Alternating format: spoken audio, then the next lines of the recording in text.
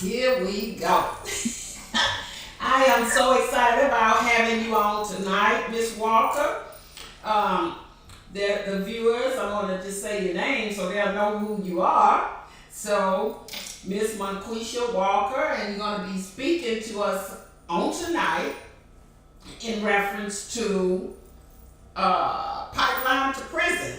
But keep in mind, Preventing. preventing the pipeline to prison. And I'll fix that. We'll fix that title behind the scenes. So preventing that pipeline to prison. And generally, this is your story. You can tell it like you want to. If you want to add things in, what comes to your mind, talk about it. Because on Okay. this podcast, it's an information podcast. So, my famous words, let's go. Okay. Okay, let's go. Yes. So Yeah. you can go now. Just start talking. Just start talking.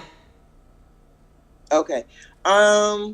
As was said, my name is Monqueesha Delantra Walker, Mm-hmm. and I moved from previously from Washington State back to Texas. Mm-hmm. Actually lived here about 30 years ago, Okay. and I've been here 5 months. It's Okay. very hot here, Yes, it is. and I was a counselor Mm-hmm. in Monroe Correctional Complex in Washington State. Okay. I was in the minimum security there, and the time that I was there was, well, I was there 3 years. Mm-hmm. The time that I was there, Mm-hmm. there was a lot of prisoners, and a lot of them either were foster children Mm-hmm. um, that were not adopted until they were like age 13. Okay.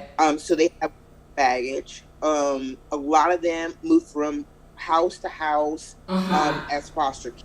That's all they knew. Okay. And then some of them aged out in foster care.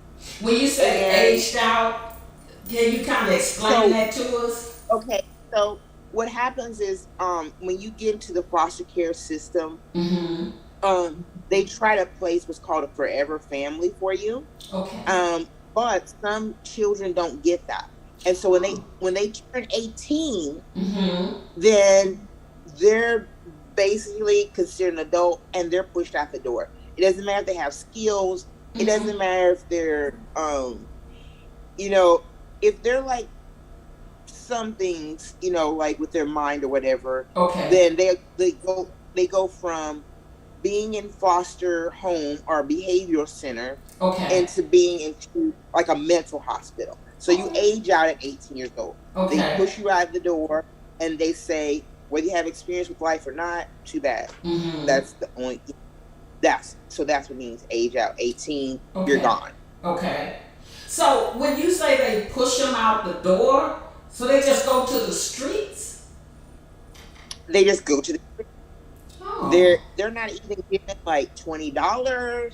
All they whatever they came with, Mm-hmm. as far as their bags of clothes or whatever, they'll make sure that all those clothes are washed. Mm-hmm. And it really doesn't, they're not the state or the government's responsibility anymore.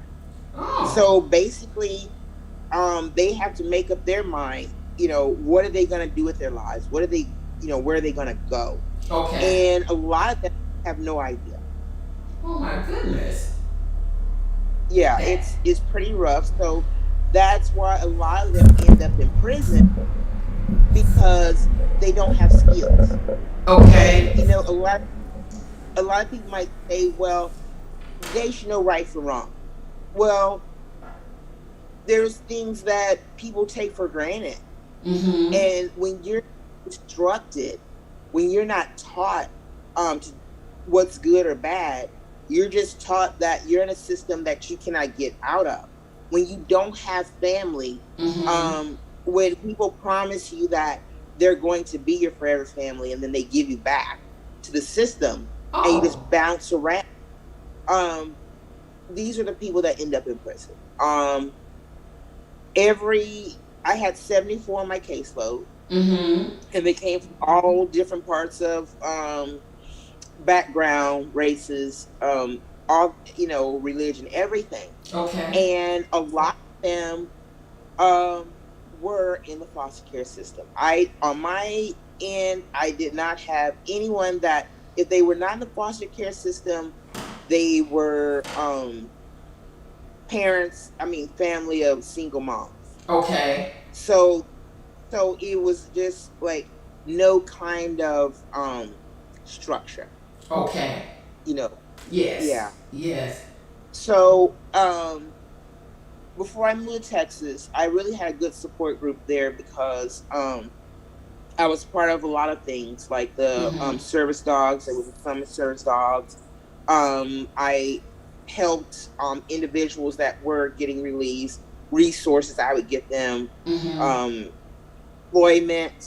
I have them do Mm-hmm. phone interviews. Mm-hmm. I get them a lot of that. Yeah. But in the end, I felt that I need to be with youth. And the Okay. reason for that is that I wanted to prevent that pipeline to prison. Okay. I wanted to stop the cycle. Okay. And so that's why when I got here, I was here maybe a week, and I different stuff that are behaviors that, oh well, you're gonna go to timeout, or are you gonna lose your device or anything. These are behaviors where they're violent. These Okay. are kids that are 8 years old up to 17 because they're kicked out at 18. Okay. From eight, I work from 8 year olds to 17-year olds, Mm-hmm. and I was on the intensive care unit. So these are the most violent, sexualized deviants that Okay. you can have. Can you explain And that a little bit to us? When you say sexual deviance, can okay, you that behavior? okay,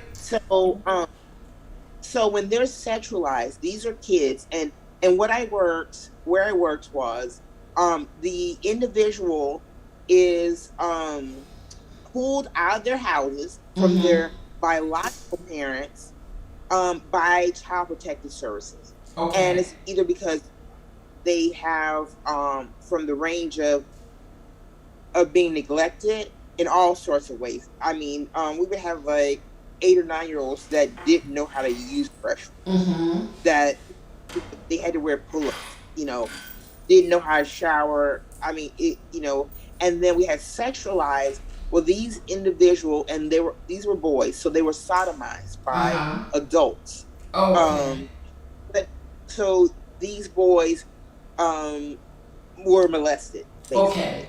basically. And, so then they think it's normal, so then Okay. they do it. They're perpetrators or predators Okay. to Okay. other, Oh, and okay. then there was other children that they couldn't even go back home because their uncle, mom, and father were in prison for molesting this kid. Mm-hmm. And different kids. And Okay. when you would say, like, say this kid did something, Okay. another boy or whatever like that, when you say, hey, what happened? He goes, or they would go like, that's just an allegation, it didn't happen. Mm-hmm. So at 9 or 10, they know the wording. Mm-hmm. They know, they have social workers and therapists and all this, and they know, and then they're under CPS, under the state of Texas, so Okay. they know that you cannot touch them. It doesn't matter if they beat you in the face, kick you in the back. Um, Is that the actual child doing that? yeah, it's the child doing that. Oh. Um, I mean, people have been, because we're going, and these are the ones that I was with Mm-hmm. were like the intense unit. So they would take and tear things down, they'd curse you out, they would come at you, punch you, through a computer monitor at you. Um it was just, mind boggling. But Mm-hmm. in their head, it was just certain triggers, Okay. and a trigger is something that reminds you of something that happened in your past. Okay. And Okay. it can be anything. It can be like a scent, or I remember one boy saying, because they were all getting out of hand, Mm-hmm. and he said, if Miss Walker was my mom, she would have whooped y'all's butt long time ago. And he didn't say it nicely. So Yeah. Yeah. um and so they know that. Okay. They're used to being abused. Hmm. Um let's see. Also, these kids never get a chance. These are kids that are in, when they're in residential treatment. Uh-huh. That is their, it is Oh. behavioral residential treatment. These kids, if they're like, say for example, um, there's like kids that are in there Uh-huh. that their parents would abuse them. Mm-hmm. So then CPS, they what they try to do is a reunification. Okay. So they try to give them opportunities, say the Mm-hmm. least, in getting um, counseling and learning how to be a parent and cleaning up their act, whether they're drug addicts or just, menace to Mm-hmm. society type Uh-huh. people. Uh-huh. And they try to give them chances. And what'll happen is the parents have, some of them, like at age 10, Mm-hmm. their parents will go missing at like age 8. Uh-huh. Their parents will go missing. Say, for example, their mom. They never knew their dad. Okay. And then a year later, they'll find that parent died, Mm. deceased, Mm-hmm. and like it's an open case. So then the grandparents try to take in this child. Uh-huh. But since the child is so traumatized and acts out violently, then they go into a treatment center like that, behavioral center. Mm. So, like you were talking about preventing this, and I don't want to move from where we're at right now because we got people over here who are interested in what you're saying. So I don't want you to move too fast from explaining Okay, those okay, different behaviors. Not that you're doing that. That's me making sure that I don't take you away from that because the okay. viewers are wanting more information on what you're explaining. Because you got to remember, a lot of times people are listening and they have children and they have Mm-hmm. grandchildren, and and they don't know this part about the situation where, like you're explaining to us, and sometimes that may have happened to people and they just never brought Mm-hmm. it out. So it's important that Yes. what you are saying tonight is very important. And so when you're talking about Okay. those residential centers, and basically it sounds like nobody wants these kids. How do you get to No, a because point? these Okay, kids are so out of hand. okay, Um, it's to the extent, okay, it's to the extent that, say you have an 8-year-old. mm-hmm, 8-year-old goes and is being sodomized. okay. And I don't know. Okay, Explain so it's sodomization, because a lot of okay. people don't know. Sodomized is um a male child being sodomized by a male, Mm-hmm. which means that he's having intercourse anally with this child. Okay, okay, So okay, that's what sodomized is. okay, okay, They're having that kind of intercourse. okay. And then that child thinks it's okay Mm-hmm. because that's what's been done to them. Okay. So then that child, whoever's a sibling in their family, Mm-hmm. boy or girl, Okay. they will, um, for example, use a banana Oh, okay. or a Coke bottle. They will sodomize them with these utensils. Um, they will You eat talking up about a on that. child on another child or an adult on another Yes, child? they become a predator. They become a predator, At 8 years is of what's happening age. at 8 years of age. even 7. But like it can go on for years. Like for Okay. example, in the prison we had SOs, which are sex offenders, Okay. and the men that abuse these little girls, Mhm. they were like 7-year-old girls, Mhm. and um in one instance it wasn't until the 12-year-old saw her sister having the same kind of withdrawal from the Okay. family, Okay. unhappy, Mhm. isolating herself. And she talked to her sister, and her sister told what was happening. Mhm. And this had been going on for the 12-year-old Mhm. for 8 years. Oh my So that goodness. means from the age of 4 to the age of 12, she was being molested by her father. Mm. And she didn't want that for her sister. So they ran to the police office, the police station, and Mhm. told them what happened. Mhm. And when they got all the evidence, this man is in prison now. You Okay. know. Okay. So the things is, these kids, they have to have somebody speak for them. Yes. They have to have somebody that has a heart, that is going to show them kindness even when they're showing behaviors. Because Yes. what you have to understand is, sometimes what happens is that they don't care if it's good or bad attention, they Uh-huh. just want attention. So when you So, say good or bad attention, kind of elaborate on that a little bit. okay, so for example, and you got to be careful. Okay. um there's kids, these little boys that will come up and hug you. Mm-hmm. What you do is a side hug.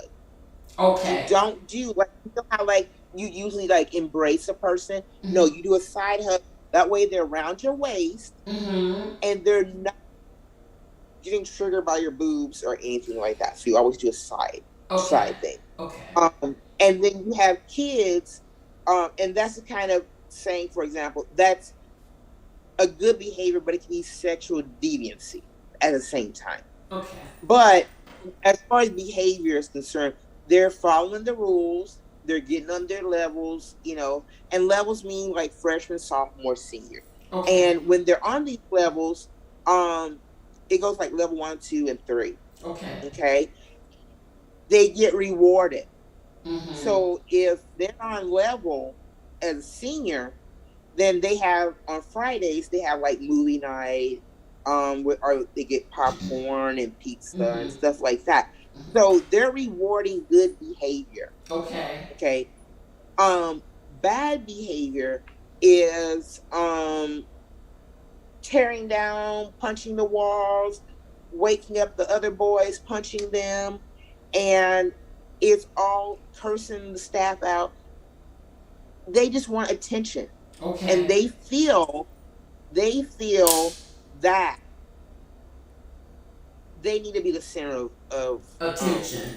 the attention.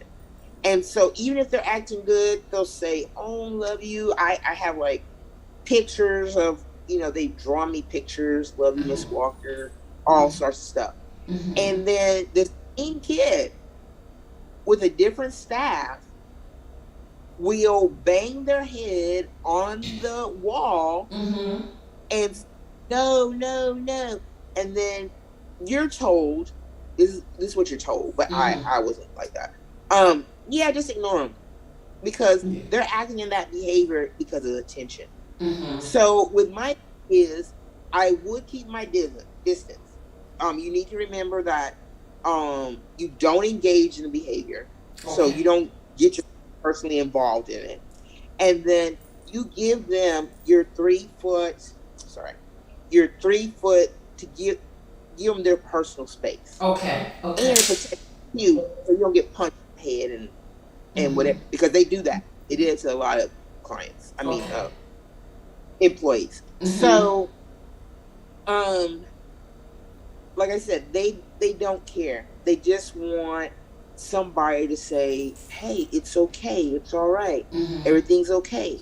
Mm-hmm. And being that I adopted my daughter from that type of home. Uh-huh. Um, I remember her saying, "It's not okay."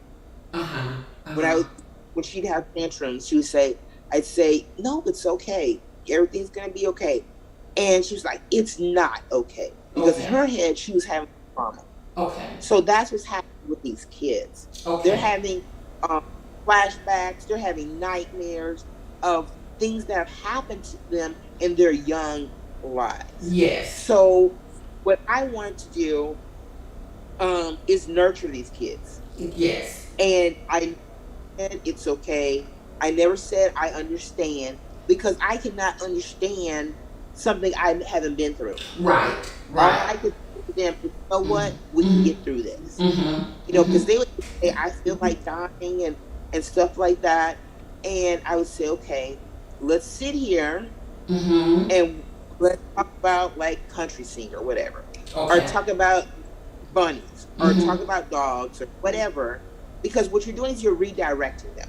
Okay. You're getting their minds away from that self harm, I that worthlessness. You're getting their minds away from that. Okay. And I always explained it in this way, I know that these are the feelings that you're expressing right now, Mm-hmm. but in 5 or 10 minutes, the bunnies, you can go feed the bunnies, because we had like a calming room for these intense kids, Mm-hmm. or you can change the grass for them. You can do all this kind of stuff. Mm-hmm. Um, or we can put you where there's like waterfalls, and it's like a little miniature waterfall, Okay. and you can relax. And when you redirect, Mm-hmm. what you want to do Mm-hmm. is help them understand that even though that in that time and moment they Mm-hmm. felt like they were hopeless, there was nothing to live for. If you Mm-hmm. redirect it in 5 or 10 minutes, what I would say is, you know what, if you were to carry that out in 5 or 10 minutes, what if you feel better? But then Mm-hmm. you're gone. You don't have the opportunity to start over, because you'll be dead. Yeah. So, because some of them just say, "I just want to kill myself." Mm-hmm. And it's because they've heard people say it, and sometimes that's just how they feel.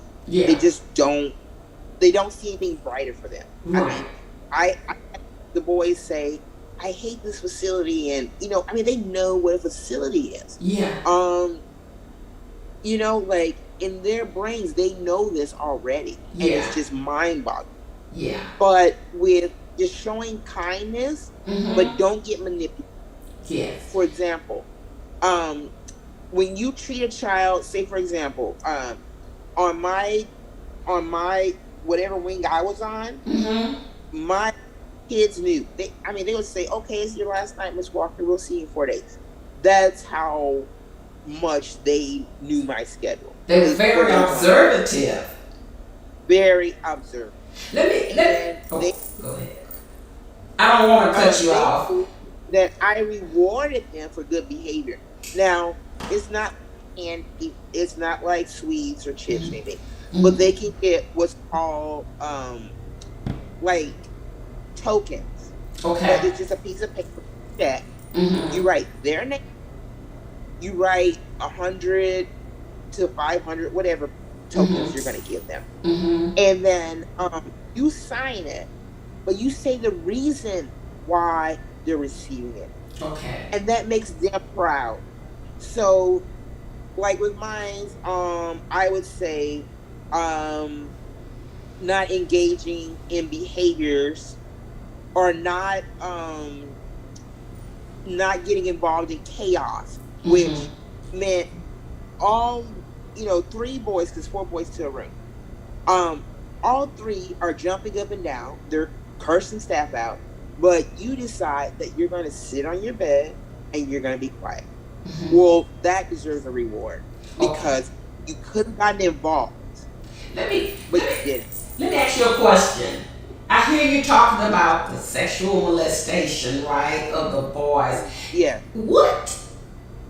What percentage do you believe, by working with that and studying behaviors of boys that experience that childhood sexual molestation, and what percentage that you feel like the girls, and the reactions on or warning signs, how parents, or if the parents are doing it, they know, but if the parents aren't doing it, the warning signs. I mean, I'm trying to break it down. The 20, is it 20% happen to boys in their home, or 30% of girls? Can you tell us a little bit? Well, with girls, I don't know because I've Mm-hmm. always worked with males and adolescent boys. Okay. What I do know is this: 95%, Oh my ninety-five goodness. percent, um, are sexualized in some kind of way because on the Oh in my the God. prison, there was males that were sodomized by their fathers. Um, and so they would take up, for example, Islam because they want to fight back. They Mm-hmm. didn't want to, or they were skinheads. Mm-hmm. It's not that they wanted to be evil. They just Mm-hmm. want to be a part of something that they fight back society because they felt society had failed them. Okay. So some of these people get taken in, Mm-hmm. and they get in gangs also. They get into drugs. They Mm-hmm. they do all this stuff because it's either they're numbing it or they're fighting back society because they feel that they've been failed. And that's in their mind Mm. that nobody loves them, nobody cares, and so I'm going to buck against the system. Okay. And that's what they do. And so they end up in prison. Okay. Everyone that I talked to, that either it had happened to them or they were the predator. Oh, So 50 and 50. for the Maybe more girls. For the well girl. for the guy. I Okay. only I only work in a male prison. So So at what age do you believe that this starts happening? Because I think some mothers just don't know that this is yeah, being done to I their that sons.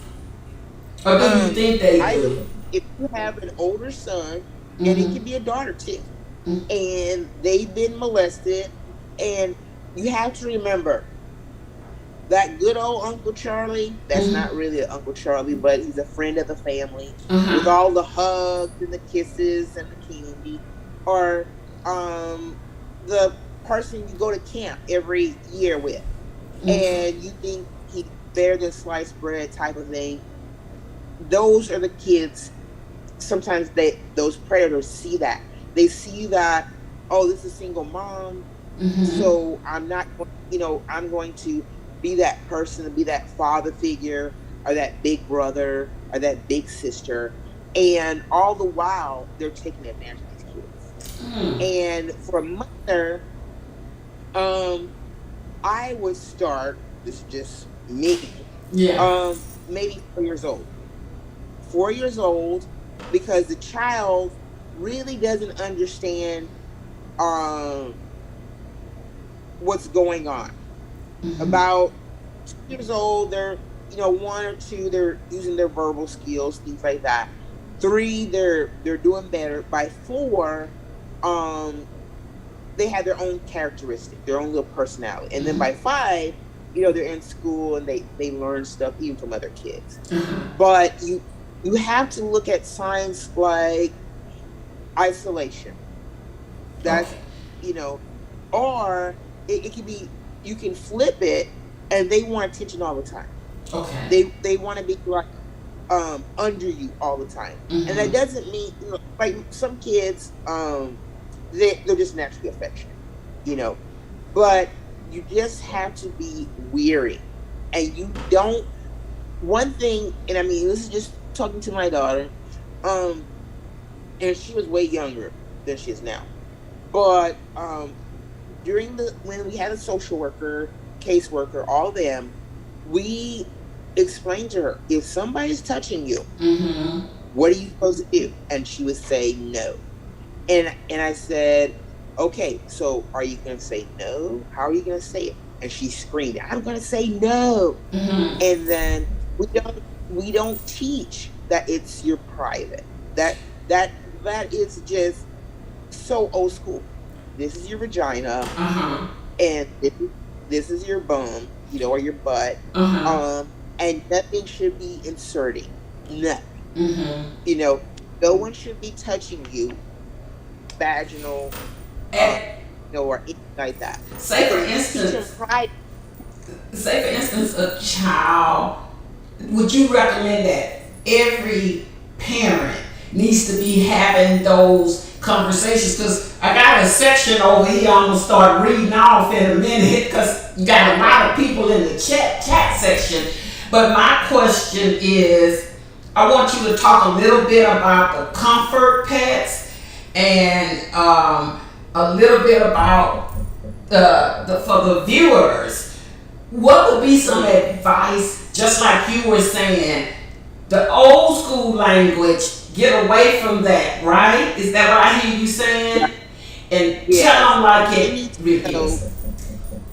and the Oh. reason they need to know is that I had a case when I was in Colorado, and it was a friend of a friend. Daughter was sexually molested by her natural father, Mm. and she was at the age of 3, Oh my goodness. and she was not taught um the correct words. Well, you think at 3, Yeah. you think it's too early. Mm-hmm. And so yes, my daughter knows what vagina is, she knows what penis is, she knows difference between boys and girls, stuff Yeah. like that. And this guy went to court. Okay. It went to court, and because of her testimony, now it took them 2 years. Mm. That, which is pitiful, because Yeah. if you're a drug dealer, I mean, you're in there and you're convicted and you're in prison. Yeah. But for this, like a faux pas, nobody wants to um touch it. You know what Yeah. I'm saying? Because Yeah. like, why would someone do that? And what she said, well, Daddy touched my privates and made them gross. Like, he threw up on me, is what she said, Oh. because that was what she saw as sperm. Yeah. Yeah. So that's the only Okay. way she could say it. So you have to teach your kids. You have to teach them what this is. Gradually. Don't Mm. put it all on one time, but you have to teach them gradually what things are. Mm-hmm. Uh, with my kids, with my kid, I always say, is that age appropriate?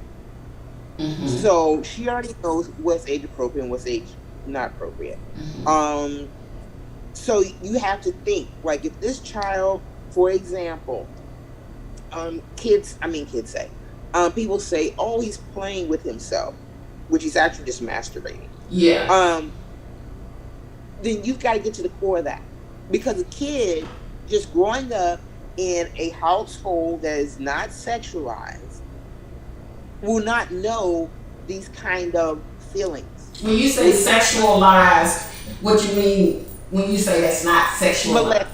molested. Oh, Any okay. kind of sexual act, neither touching, or they'll say, let's play a game. Um, Words like, this is our secret, kind of thing. Mm-hmm. And so the kids need to understand, when they're talked to Mm-hmm. and they ask them a question, well, he touched me with his penis, and Okay. not, you know, they have to say the correct words, Okay. and they have to Okay. be taught, but they won't go and act in that way if they didn't know anything, Okay. unless they learn it from family members or other children. Okay. Okay. Well, that's a whole lot there. I gotta get to the chat section. We got Okay. 24 more minutes, and I don't want to feel the Okay. viewers to feel like they being left out of the conversation. Right. So let me pose what they are writing to transfer it over to you for Okay. your input on it. Okay, so we have a viewer that, I'm sorry, we have a viewer that says, seems like they would all require intense counseling. Do they all? Yes, Okay. they all have intense therapy. They all have psychiatrists, and then they have their primary doctor. Mm-hmm. Oh. And this is the way of life. And some of them, their triggers is going to appointments because they're afraid of the questions that are going to be asked. Okay. But they have to do that, whether the child wants to go to the appointment or not. Mm-hmm. Then the psychiatrist or the therapist will come to them Oh, okay. because they need to get these things out of their mind, and it's intense therapy. Okay. Okay. Oh. Yeah. So it says here that like they can hit you and things like that. Is that Right. appropriate for them to be hitting you because of what they've been So through? so this is the problem. When they're in a behavioral residential treatment center, Mm-hmm. when those people that own the